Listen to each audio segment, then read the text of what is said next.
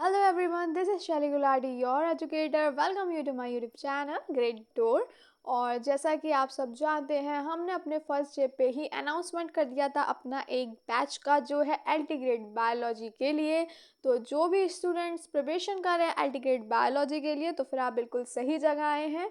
हमारी क्लास आज से ही स्टार्ट हुई है, जैसा कि हमने आपको कल बताया था अपने सिलेबस डिस्कशन में कि हम 5 फरवरी morning 11 AM Monday to Saturday हमारी ये क्लास चलने वाली है।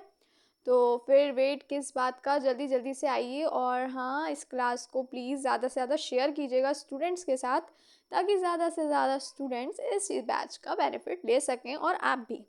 तो देखिए, अगर हम बात करें सेल बायोलॉजी की, तो हमने कल ही बार आपसे बात करी थी कि देखिए सेल्स में बहुत कुछ है पढ़ने के लिए।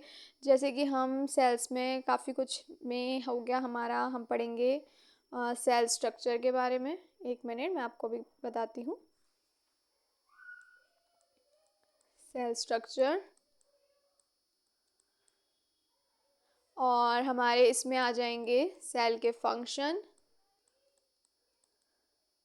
और हम बात कर सकते हैं सेल डिवीज़न की। अच्छा, मैं आपको एक बात बताऊं, सेल डिवीज़न में ही हमारा आ जाता है माइटोसिस और मेयोसिस।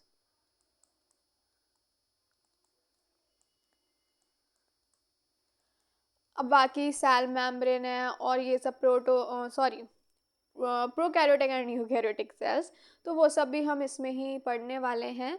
और आज है हमारी फर्स्ट क्लास, जिसमें है इंट्रोडक्शन। हम सेल के बारे में जितना हो सके उतना डीपली पढ़ने की कोशिश करेंगे, समझाने की कोशिश करेंगे अच्छे अच्छे एग्जाम्पल्स के साथ आपको। तो फिर अगर आपको कुछ समझ नहीं आया तो आप कमेंट बॉक्स में लिख दीजिएगा, मैं जितनी जल्दी हो सके आपकी प्रॉब्लम सॉल्व करने की कोशिश करूँगी। और फिर देर किस बात की, चलो स्टार्ट करते हैं हम इस बैच का बिल्कुल एनर्जी के साथ। एनर्जी लो बिल्कुल नहीं होनी चाहिए। और हाँ, प्लीज़ आप डेली क्लास लीजिएगा, क्लास मिस नहीं होनी चाहिए। तो चलिए अब थोड़ा हम आगे बढ़ते हैं, बात करते हैं हम अपने सेल्स की।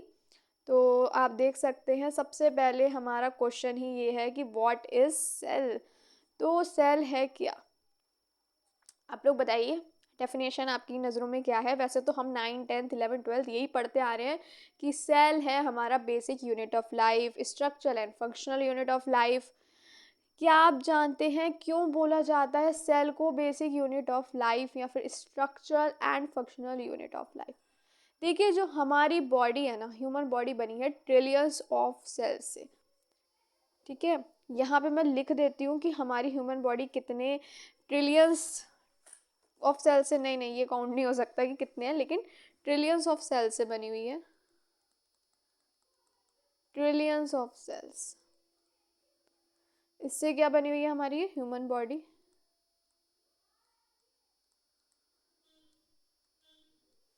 देखिए, जो सेल्स होते हैं ना, ये हमारे जो है बात करें अगर हम सेल की, तो आप देख सकते हैं कि नीचे लिखा हुआ है एक ऑर्गेनिज्म और लिखा हुआ है यूनिसेलुलर और मल्टीसेलुलर। अब ये क्या चीज़ है? तो अगर हम बात करें तो देखिए, यूनी का मतलब होता है आपका सिंगल, और सेलुलर का मतलब हो गया सेल, और यही आप जानते हैं मल्टी का मतलब हो गया मल्टीपल, और ये आ गया आपका सेल। तो देखिए, अगर हम आपको एक बात बोलें तो आप ये समझ लीजिए, अगर हम इसकी एग्जाम्पल के थ्रू आपको समझाने की अगर हम कोशिश करें, तो हम ये आपको कहेंगे जो हमारा सेल है उसे हम बोल सकते हैं basic building block of human body. यहाँ पे मैं लिख देती हूँ, एक सेकेंड, थोड़ा सा कलर चेंज कर करके लिख देती हूँ ताकि आप लोग को समझने में दिक्कत नहीं हो। ओके, तो ये रहा हमारा सेल को क्या बताया था मैंने आप लोग को, या बेसिक, हाँ, बेसिक यूनिट ऑफ सेल, इसको हम लिख सकते हैं। इमेजिन, इसका पहले मैं सोच रही हूँ कि आपको एक एग्जाम्पल दे दूँ पहले। तो अगर हम बात करें इसके एग्जाम्पल की, तो ये आ गया, cell is the basic building block of all living organism। तो ये हमने बात करी। और अगर मैं आपको अभी बोल रही थी जैसा कि एग्जाम्पल के थ्रू समझाने की, तो आप समझ लीजिए कि जो हमारी स्कूल बिल्डिंग है वो है हमारी सेल वॉल, जो हमें स्ट्रक्चर प्रोवाइड कर रही है, हमें शेप दे रही है। सेल वॉल जो होती है ना वो प्लांट सेल में प्रेजेंट होती है, एनिमल सेल में सेल वॉल नहीं होती है।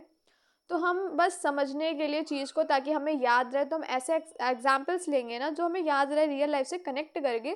तो समझ लीजिए कि हमारा स्कूल तो हो गया हमारा सेल, उसमें जो प्रिंसिपल हो गया उसे मान लीजिए आप न्यूक्लियस, जो सब कुछ कर रहा है कंट्रोल। और जो हमारा टीचर और स्टाफ हो गया वो हो गए हमारे ऑर्गेनल्स, जैसे माइटोकॉन्ड्रिया हो गया और ये सारे क्लोरोप्लास्ट हो गया। इन सब का अपना अपना वर्क है, ये अपनी अपनी जॉब खूब अच्छे से करते हैं। तो इतना आपको समझ आ गया होगा सेल्स के बारे में। तो अब हम बात करें अगर यूनिसेलुलर और मल्टी सेलुलर की, तो देखिए यूनी का मतलब हो गया आपका सिंगल, और मल्टी सेलुलर का मतलब हो गया आपका जिसमें बहुत सारे सेल्स होते हैं, मल्टीपल नंबर ऑफ सेल्स होते हैं। तो हम बात करेंगे इसमें अगर हम सेल्स की कि कौन से हमारे, तो हम बात कर ही रहे हैं जैसे कि अब यूनिसेलुलर ऑर्गेनिज्म की। तो यूनिसेलुलर ऑर्गेनिज्म जो होते हैं उसके बारे में पहले मैं लिख देती हूँ यहाँ पे, यूनिसेलुलर सेलुलर। अगर मैं इनको डिफाइन करूँ अच्छे से आपको, एक मिनट में कलर चेंज कर लेती हूँ पेन का ताकि आप लोग को समझने में प्रॉब्लम ना हो। ब्लू कैसा रहेगा, तो फिर ये जो होते हैं सेल्फ सफिशिएंट होते हैं, इनको जो है किसी पे डिपेंड होने की ज़रूरत ही नहीं है, सेल्फ सफिशिएंट है ये। सेल्फ सफिशिएंट का मतलब क्या हुआ कि खुद ग्रो हो सकते हैं, इसमें रेस्पिरेशन भी आ जाएगा, इसमें आपका रिप्रोडक्शन भी आ जाता है।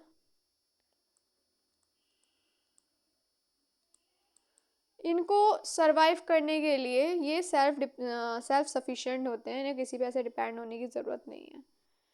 मतलब ऐसा नहीं है कि एक सेल है तो नहीं हो सकते, सिर्फ मल्टी सेलुलर ऑर्गेनिज्म ही सरवाइव कर सकता है, तो ऐसा कुछ भी नहीं है। इसके कुछ एग्जाम्पल्स भी हैं, मैं आपको भी बताती हूँ। इसके एग्जाम्पल्स हो गए हमारे बैक्टीरिया। एंड सोच रही हूँ बदल दूँ कलर ताकि आप लोग को कन्फ्यूज़न ना हो। तो ग्रीन, ग्रीन कैसा रहेगा, तो इसका हो गया बैक्टीरिया। और अगर हम इसके बात करें तो अमीबा भी इसमें ही आ जाता है, और पैरामीशियम,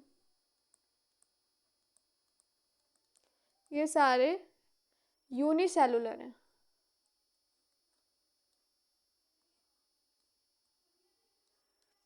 अगर हम बात करें इन तीनों की, तो ये जो हैं अपना सेल्फ सफिशिएंट होते हैं, और ये जो है सरवाइव कर सकते हैं। ऐसा नहीं है कि मल्टी सेलुलर नहीं है तो ये नहीं कर सकते। जैसे कि बैक्टीरिया जो होता है ये एक माइक्रो ऑर्गेनिज्म है, और जो है इसकी अगर हम बात करें तो ये बहुत जगह हमें मिलता है, जैसे सॉइल में मिलेगा आपको, वाटर में मिलेगा, काफ़ी जगह पे हमें मिलता है। ये सारे सेल्फ सफिशिएंट होते हैं जैसा कि मैंने आपको बोला था। अब अगर ये सरवाइव कर सकते हैं तो फिर आप सोचेंगे अब इसके तो एग्जाम्पल हो गए।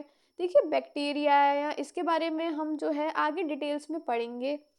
अभी हम प्रोकैरियोटिक भी पढ़ेंगे अपने नेक्स्ट क्लास में, यूकैरियोटिक, बैक्टीरिया, मीजोजोम, क्लोरोप्लास्ट, सब कुछ हमें पढ़ना है। लेकिन जिसकी जो क्लास होगी उसी में तो उसको डिटेल में हम एक्सप्लेन करेंगे। अभी तो सेल की बात हो रही है, तो मैंने आपको एक थोड़ा बहुत जैसे कि बता दिया एग्जाम्पल के थ्रू कि यूनिसेलुलर में जैसे बैक्टीरिया आते हैं। कल हम और भी कुछ पढ़ने वाले हैं इस बारे में। अगर हम बात करें मल्टी सेलुलर की, तो मल्टी सेलुलर में कौन आते हैं, मल्टी सेलुलर में आते हैं ह्यूमन बीइंग्स और एनिमल्स। वेट, तो ये रहे हमारे मल्टी सेलुलर। इसमें क्या आ गया आपके एनिमल्स।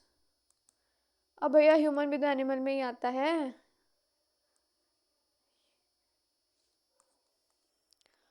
तो आप लोग देख सकते हैं हम लोग बने हुए हैं ट्रिलियंस ऑफ सेल्स से, और हम आते हैं मल्टी सेलुलर ऑर्गेनिज्म में। तो ये हमारे हो गए एग्जाम्पल्स मल्टी सेलुलर और यूनिसेलुलर के। अच्छा, क्या आप लोग जानते हैं कि जो यूनिसेलुलर होते हैं, जो बैक्टीरिया होते हैं, तो उसमें और मल्टी सेलुलर में और क्या डिफरेंसेस हैं? तो हमें आगे पढ़ेंगे, उसके एग्जाम्पल की हेल्प से ही पढ़ेंगे। काफ़ी सारे एग्जाम्पल्स हम पढ़ने वाले हैं। नेक्स्ट क्लास में हम थोड़ा और डीप में जाएंगे, क्या है प्रोकैरियोटिक, यूकैरियोटिक, सब कुछ हम पढ़ने वाले हैं। लेकिन अभी आगे बढ़ते हैं। अभी के लिए इसमें आपको बस इतना ही जानना था, तो आगे बढ़ते हैं हम। तो अब आ जाते हैं रॉबर्ट हुक पे। तो ये हैं कौन? देखिए, जैसा कि आप देख रहे हैं, डिस्कवर्ड फर्स्ट सेल, इन्होंने डिस्कवर्ड किया था फर्स्ट सेल। और अगर हम इनकी बात करें तो जो रॉबर्ट हुक है, इन्होंने जो फर्स्ट सेल था जो डिस्कवर्ड किया था, लेकिन वो क्या था? वो था हमारा डेड सेल। जी हाँ, डेड सेल था वो।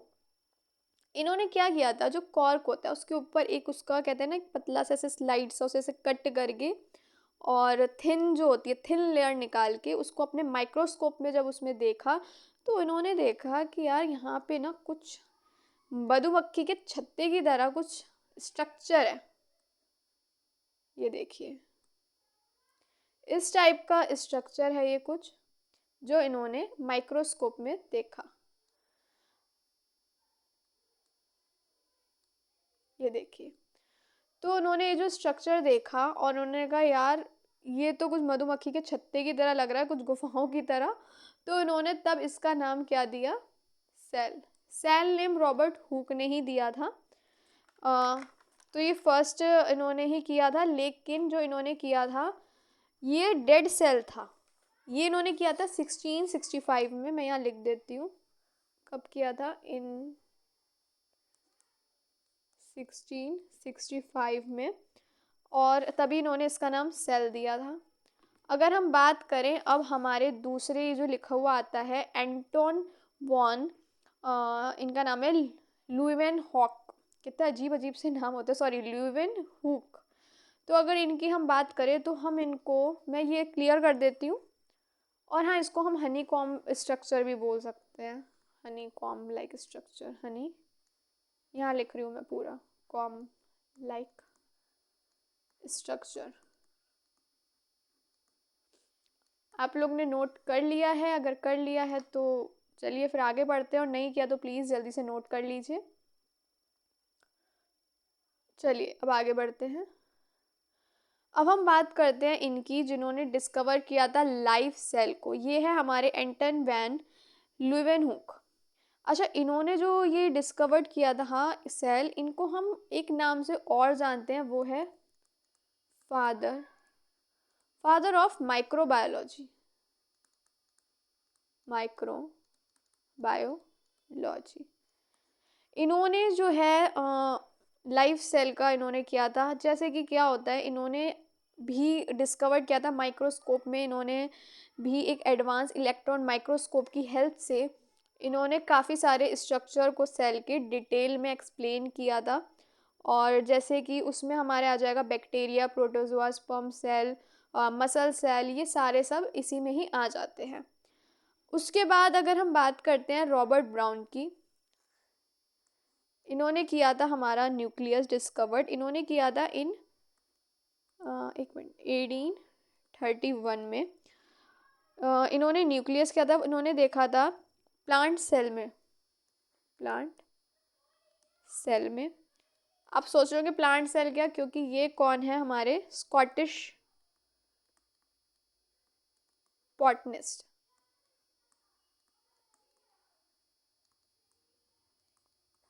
इसलिए इनकी हम देखें तो Robert Brown was a Scottish botanist. In 1831 he discovered the nucleus in plant cell. इन्होंने देखा कि कुछ छोटे राउंड स्ट्रक्चर देखा इन्होंने, सेल है, जैसे कि ये सेल है। इन्होंने एक देखा कि ये क्या चीज़ है राउंड सी, और इसमें ही डिस्कवर किया कि ये हमारा क्या है, न्यूक्लियस। इसका इन्होंने नाम न्यूक्लियस रखा था, जो सेल के अंदर प्रेजेंट होता है।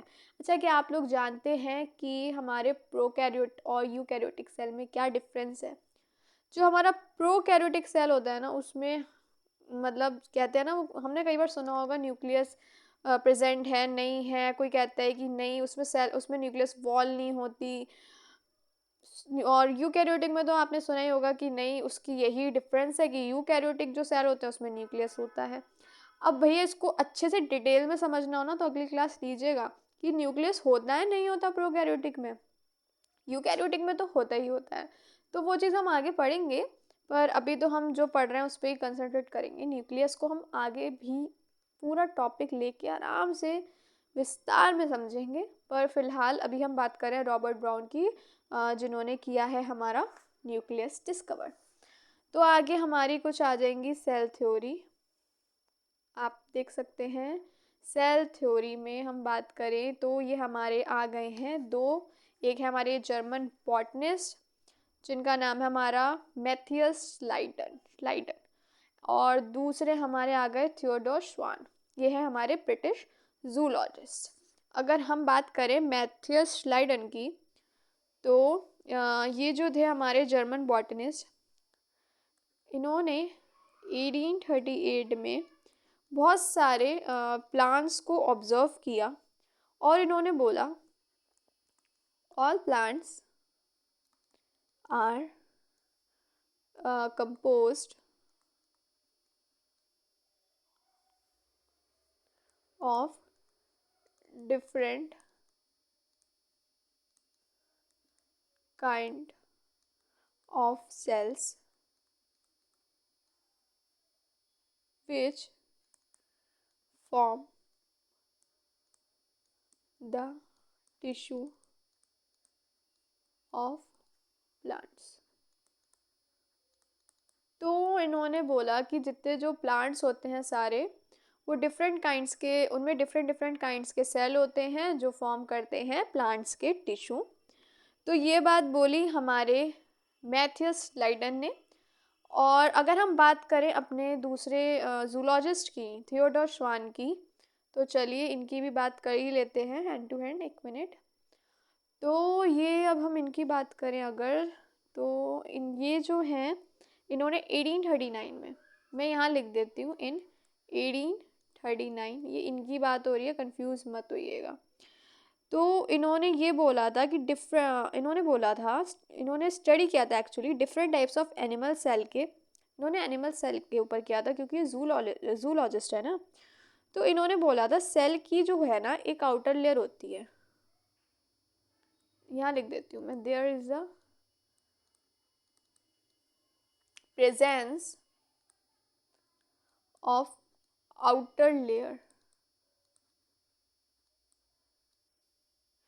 there is a presence of outer layer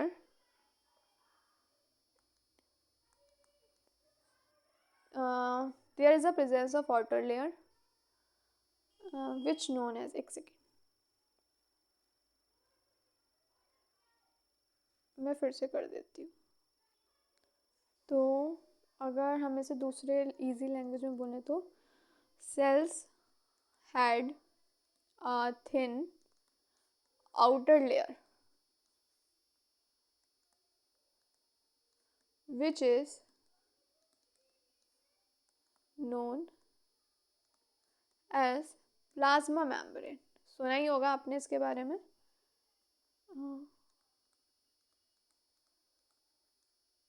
तो यह हो गई हमारी बात प्लाज्मा मेम्ब्रेन के बारे में। और इन्होंने एक बात और बोली, इन्होंने बोला कि जो एक यूनिक करेक्टर होता है प्लांट सेल में वो है सेल वॉल। दूसरे कलर से लिख देती हूँ ताकि आप लोग को कंफ्यूजन नहीं हो। एक second. Cell wall is the unique character of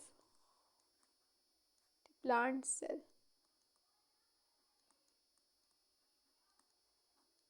तो ये बात तो हो गई हमारी मैथियस श्लाइडन की एंड थियोडोर श्वान की। उम्मीद करती हूँ आपको इतना अच्छे से समझ में आ गया होगा। तो चलिए अब हम आगे बढ़ते हैं। अब हम एक और बात आपसे करना चाहेंगे आगे कि आपने नेम सुना होगा रुडोल्फ विर्चॉ का। अब ये हैं कौन? तो चलिए ये भी समझ लेते हैं कि ये है कौन, क्योंकि इनका भी इसमें रोल है। जब तक हम इनकी बात नहीं करेंगे इनकी थ्योरी आपको उतनी क्लियर नहीं होगी। तो बात कर लेते हैं इनकी। रुडोल्फ विर्चॉ, अब ये हैं कौन? तो देखिए इन्होंने 1855 में एक्सप्लेन किया था कि जो सेल हैं वो डिवाइड होते हैं एंड फॉर्म न्यू सेल। देखिए अब इन लोगों ने ये तो बता दिया कि भैया सेल जो है उसका सेल वॉल यूनिक करेक्टर है, श्वान ने बता दिया। और इन्होंने भी बता दिया मैथियस श्लाइडन ने कि डिफरेंट काइंड्स के सेल हैं जो डिफरेंट वो फॉर्म के टिश्यूज होते हैं प्लांट के, उन्हें फॉर्म करते हैं, form tissues of in the plants. तो अब इन सब ने तो अपनी बात कर ली, जैसा कि हम देख सकते हैं, अभी हमने पढ़ाई है। लेकिन अगर हम बात करें तो किसी ने ये नहीं बताया कि जो नए सेल्स आते हैं वो आते कहाँ से हैं। तो ये तो भैया पढ़ने वाली बात है ही, समझने वाली बात है। तो ये वो लोग नहीं बता पाए, तो रुडोल्फ विर्चॉ ने कहा आओ मैं बताता हूँ, मैं सर्च करूँगा अच्छे से और मैं बताऊँगा कि कैसे आए। तो इन्होंने बताया कि न्यू सेल्स जो आए हैं वो आए हैं हमारे प्री एग्जिस्टिंग सेल से। इन्होंने कहा cell divided and new cells formed. Simple, cell divide होते हैं और न्यू सेल्स बन जाते हैं। अगर इनकी लैंग्वेज में बात करी जाए, लाइए वो भी कर देते हैं, थोड़ा सा आपको थोड़ा सा समझाएं। और हम इन्होंने कहा है cells formed from pre existing cells, मतलब जो पहले से ही हैं उनसे ही नए सेल्स बनते हैं। आपने देखा होगा एक लाइन है एनसीईआरटी में, रुकिए हम आपको वो लाइन भी बता देते हैं, एक सेकेंड। तो वो लाइन थी ओमनिस सेलुला ई सेलुला, एक मिनट, सेलुला ई सेलुला। इसका मतलब यही है कि जो सेल्स हैं, जो नए सेल्स बनते हैं वो प्री एग्जिस्टिंग सेल से ही बनते हैं। तो ये तो हो गई इनकी कहानी। तो फिर यहाँ तक नहीं है, इन लोगों ने इसको अब कंप्लीट कर तो दिया रुडोल्फ विर्चॉ ने। और क्या निकल के आया, क्या बोला इन्होंने, फाइनल शेप क्या दिया सेल थ्योरी को, आज हम कैसे समझते हैं। एक यही हो गई कि all living organism are composed of cells and product of cells। तो ये बात हो गई। दूसरा हम बात करें all cells arise from pre-existing cells, pre-existing cells। तो ये कहानी हो गई हमारी यहाँ तक की सेल्स के बारे में। अब आप देख सकते हैं cells differ greatly in size, shape, activity.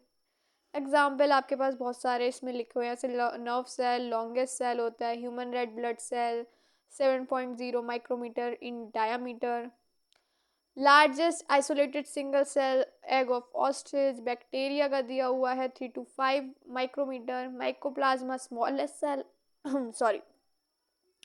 अच्छा अगर हम इसकी बात करें, जैसे कि अब हम बात करते हैं, चलिए रेड ब्लड सेल की बात करें, तो चलिए आपके लिए रेड कलर ही ले लेते हैं। कंफ्यूजन नहीं होनी चाहिए भैया, क्योंकि अभी यहाँ पे भी कुछ होंगे वो कहेंगे कि मैम आपने तो रेड ब्लड सेल को ब्लू से बना दिया। तो चलिए हम वो काम नहीं करेंगे। रेड ब्लड सेल की बात करें अगर हम, तो ये राउंड होते हैं और बाई कॉन्केव इनकी शेप होती है। राउंड होगी यहाँ, जैसे बाई कॉनकेव होंगे। एक मिनट, इस टाइप के होते हैं हमारे रेड ब्लड सेल। जैसे नर्व सेल की अगर मैं बात करूं, नर्व सेल तो जैसे ये है, इसको थोड़ा सा बेचारे को भर दूं।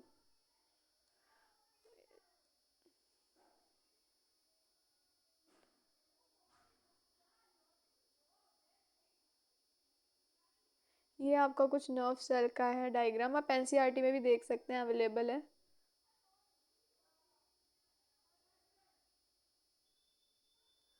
ब्रांच होते हैं इस टाइप से, इसकी ब्रांच बना सकते हैं, ये ब्रांच में होते हैं। आगे हम डीपली इन सब के बारे में पढ़ेंगे। ये हमारे कौन से सेल है मैं यहाँ लिख देती हूँ। ये है हमारा नर्व सेल। तो सब अलग अलग शेप के हैं, कोई क्यूबॉइड में है, कोई डिस्क लाइक स्ट्रक्चर है, किसी का पॉलीगोनल है, कोई अमीबा के उसमें है, मतलब कहते हैं ना कोई शेप किसी की कोई मतलब ऐसा है कि बस एनवायरनमेंट के हिसाब से उसकी शेप भी बदल जाती है। हर तरीके का सेल है अवेलेबल। जैसे कि हम बात करें वाइट ब्लड सेल की, और नर्व सेल हो गया, रेड ब्लड सेल हो गया, सब तो हम देख ही चुके हैं। और भी सेल होते हैं जैसे पॉलीगोनल होंगे शेप में, कुछ क्यूबॉइड शेप में होंगे, कोई थ्रेड लाइक का होगा। तो हम थोड़ा आगे बढ़ते हैं, ये चीज़ हम आगे पढ़ेंगे डिटेल में। ये देखिए आ ही गया, cells also very greatly in their shapes, they may be disc like, polygonal, columnar, एक मतलब कॉलोनी की तरह कह सकते हैं। ये आपका कुछ इस टाइप का होगा, मैं आपको बता देती हूँ, एक एग्जांपल दे देती हूँ।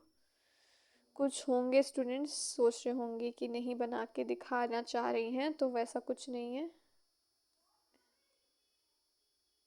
इस टाइप का होगा ये।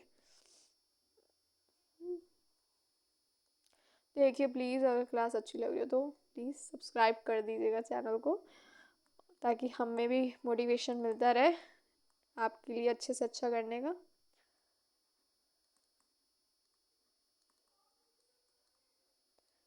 Long and narrow. और प्लीज़ ज़्यादा से ज़्यादा स्टूडेंट्स के साथ शेयर करिएगा क्लास को, ताकि ज़्यादा से ज़्यादा स्टूडेंट्स इस क्लास का बेनिफिट उठा सके। सबको मिलना चाहिए बेनिफिट। और कुछ नहीं समझ में आ रहा हो तो प्लीज़ वो भी आप बताइएगा, ताकि मैं और कोशिश करूँ अच्छे से अच्छा करने की। देखिए यहाँ पे लिखा हुआ है, मैं आपको बता रही थी ना, कुछ इरेगुलर शेप के भी होते हैं। ये रहा लिखा हुआ है, यहाँ पे भी मेंशन कर रखा है, मैं भूली नहीं हूँ यानी।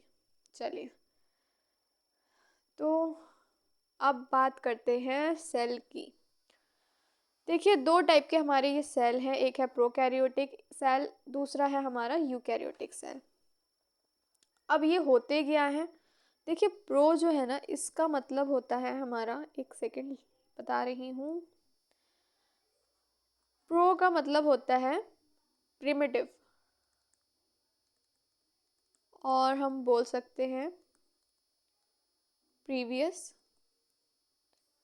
कैरियोटिक का मतलब हो गया आपका न्यूक्लियस, सॉरी एक मिनट, बैक बैक ले लूँ मैं थोड़ा सा। तो हम जैसे कि आपसे बात कर रहे थे, ये हो गया हमारा न्यूक्लियस।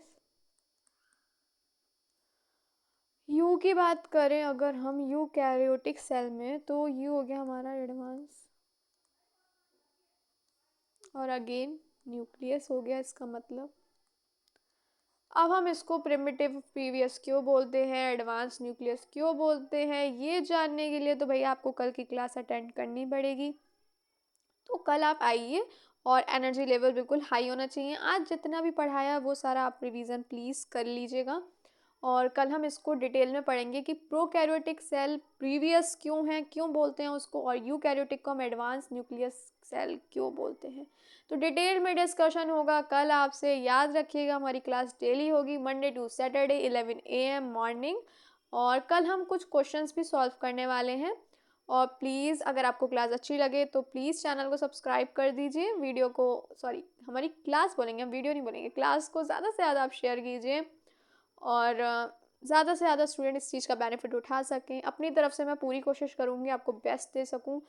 अच्छे से अच्छा पढ़ा सकूँ, अच्छे से अच्छे टॉपिक्स को अच्छे से अच्छे एग्ज़ाम्पल्स के साथ समझा सकूँ। और बस तैयारी में हम अपनी तरफ से पूरी कोशिश करेंगे, कोई कमी ना छूटे, बस आपको डेली क्लास लेनी है। और मिलते हैं कल आपसे हमारी नेक्स्ट क्लास में, जो होगी हमारी प्रोकैरियोटिक सेल के बारे में और यूकैरियोटिक सेल। इसके अलावा भी हम बहुत कुछ पढ़ने वाले हैं कल, तो प्लीज़ कल की क्लास मिस नहीं करिएगा और बने रहिए हमारे साथ और प्लीज़ ऐसी सपोर्ट करते रहिए। Please again like, share and subscribe. Thank you for watching. तब तक के लिए bye bye. Take care self and your family.